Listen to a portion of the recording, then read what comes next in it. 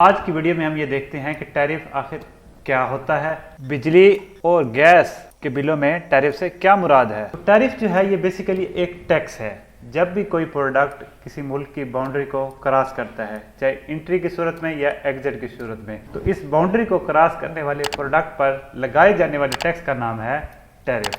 तो कहानी यहाँ से शुरू होती है कि हुकूमत जो हमें बिजली मुहैया कर रही होती है वो हुकूमत बना रही होती है मुख्तलिफ ज़राए से। ये कुछ प्लांट्स हुकूमत के अपने होते हैं, कुछ वो प्राइवेट कंपनी से लेकर बना रही होती है। ये बिजली बन रही होती है पानी से, सोलर से, हवा से, तेल से। अब ये इन सारी जो सोर्सेज हैं, इनसे जो बिजली बन रही है, इनमें से हर एक की कास्ट सेम नहीं है।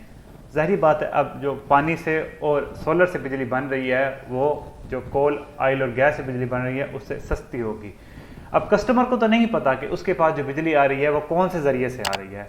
तो हुकूमत क्या करती है, इन सब सोर्सेज से जो बिजली के प्राइस है उसको एवरेज आउट कर लेती है।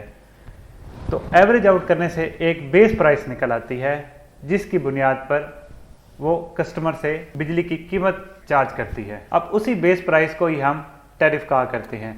ये GOP गवर्नमेंट ऑफ पाकिस्तान है और टैरिफ यानी ये एक यूनिट की जो प्राइस है, जो बेस प्राइस सेट हुई वो है 22 रुपये 7 पैसे।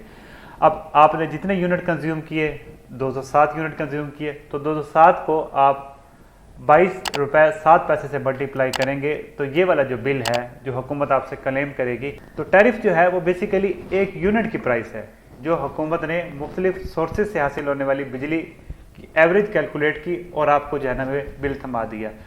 ये बिजली की बेसिक कीमत है।